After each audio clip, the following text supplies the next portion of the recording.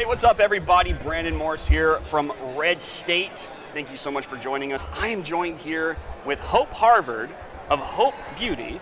Yes, sir. I have seen your booths here at the TPUSA events.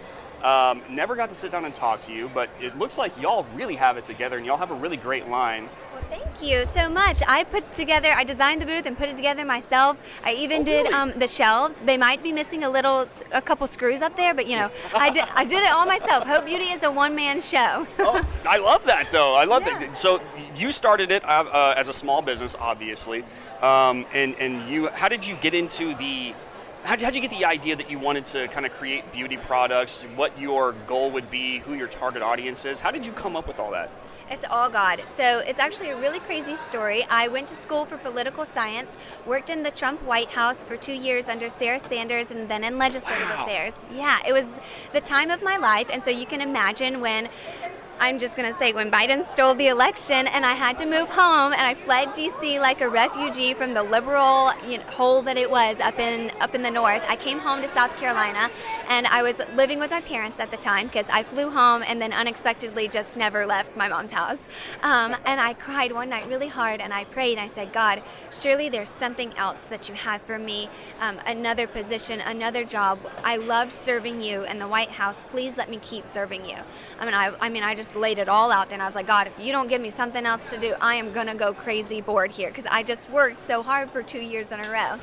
And I kid you not, the next morning I sat up straight in the bed and said, I'm going to start a makeup line inspired by women from the Bible, and that's exactly what I did. Hope Beauty is inspired by each woman from the Bible, so each product tells her story through the different colors. There's really obvious ones like Rahab. She had a red scarf over the side of the wall of Jericho, and that was her sign of boldness and faith in God, and so she has a red lipstick.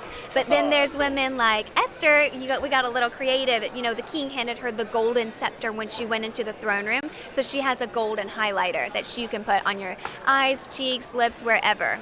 Well, that's really creative, actually. Yeah, that's you. pretty cool. And you've obviously found some fans here because I come by your booth walk by it from time to time, and I see women looking around. They love it. They love it, especially the mamas who want to instill in their daughters these Christian and conservative values, but also to build up their identity in Christ. Our generation has never been so attacked, especially on the young girls with the transgender movement or the pressure to be some worker bee that works and works and works and never stops to live her life by, living your life for Christ or being a wife or a mother or a sister. They take the value out of everything that is truly precious in life. And I want to remind women that it's okay to be a woman, that their femininity is biblical, and we can use it to honor God. See, that's so interesting that you bring that up. The shame of femininity that they try to push on girls nowadays in the mainstream media, even to Instagram or something, the only kind of femininity that you can really embrace is the exposure of your body. Yep. That kind of stuff. And if not that, then, you need to be ashamed of your femininity. You have to be more masculine for some reason, right. which I never understood. Or just become a man. Oh, yeah, exactly. And exactly that. Here's what I've always thought, though. There is a real power in femininity. Yes. There's a real power in, the nurturing, caring, ferocity even of femininity. Yes.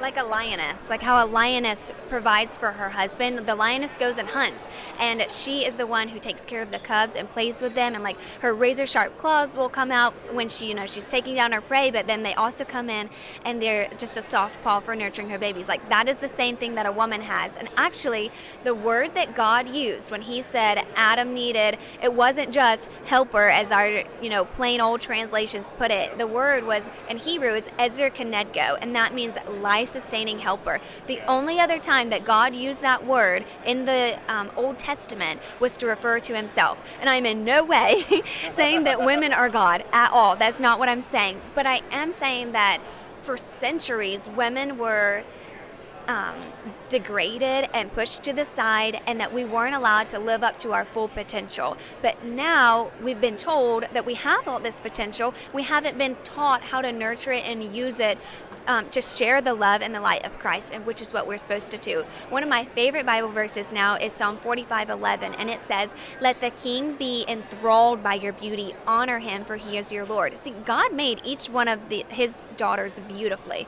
From your eyelashes and the color of your hair to the shape of her body. God delights in beauty. Who would go outside and look at the sky or the flower and be like, it doesn't matter if God thinks that that's beautiful because we're just supposed to look on the inside? Yeah. Beauty is a combination of what's in your heart, of sharing the love, the loveliness of Christ, which is Jesus in us, and also, being confident in the way we look. And so one day somebody's going to call me a heretic. So this is a joke, people, for saying this. But I like to think that when I'm helping these girls get ready in the morning with this makeup, that it's almost like they're putting on the girly version of the armor of God. Yeah, like you're going to remember who you are and your purpose like Esther. You're going to remember to be humble and sweet but brave like Mary.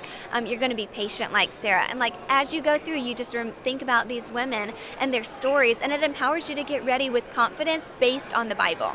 That's so great. And I think that, men, obviously, we really appreciate the whole beauty aspect because we are such visual creatures. We appreciate beauty. And it's kind of funny how nowadays you actually see a woman who is confident in her beauty and her femininity versus the women who aren't. The ones who get pushed, the feminism was pushed on them, that lie from the very beginning. And it creates this divide between us, doesn't it? And I would love to see a time, and I think that people like you are going to bring it on, a time where women are once again proud to not just be beautiful and feminine, but, be attractive to a man in the way that biblically it was supposed to be. Yeah. I do believe in gender roles. I'm not saying that women can't get out there.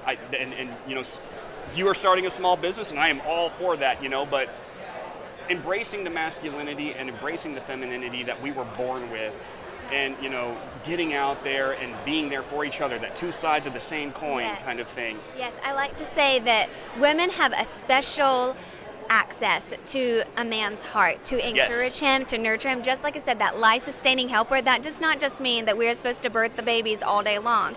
We have power and influence over not just our husbands or our boyfriends or our brothers, but to speak into our fathers, to encourage them, or the men who are around us, but even our children and our sisters, the people who are around us. Like, use your words and your influence to build other people up around you. And as to gender roles, like think about it. When you go into a girl's bathroom, it's filled with the wonder of womanhood, her perfume, and it smells good, and her makeup, and it's lovely. But then when you go into, a man cave, it's full of all of his masculine, his pool table, and, the bar cart, all the manly things. Yeah. And that's two opposite sides, but when we come together, we match up perfectly with the guy that, the man that God has for you. And it's okay to allow yourself to be the weaker one, to be taken care of. And quite frankly, I love to be taken care of. I want for you to open my door to the car and to the restaurant. And we men want to open the door and have our strength on display and there for you. And it's funny that we've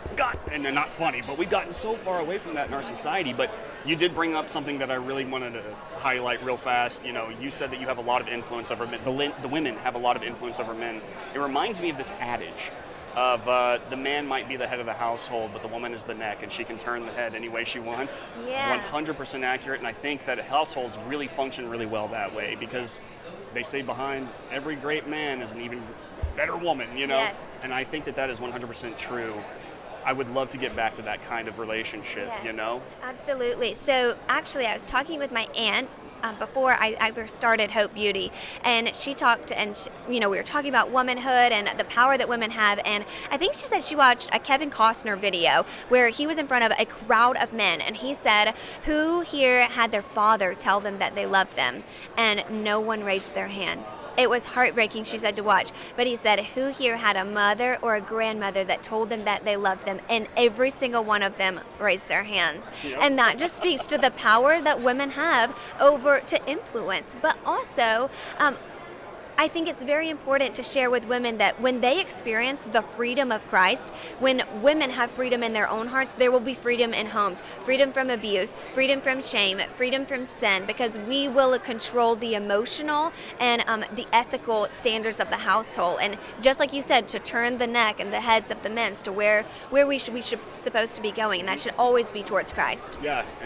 No, Reagan actually said it best. He said that if it wasn't for women, we'd still be marching around here with clubs and living in caves. So thank y'all for that. Yeah. But Hope Beauty. Yes, sir. Okay, Hope Harvard. Yes.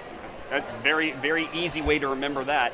But thank you so much for stopping by and for having this conversation with me. That was absolutely lovely. Thank you. Yeah. I appreciate it. Yeah, no problem at all. Stay tuned to Red State for more. We'll be back.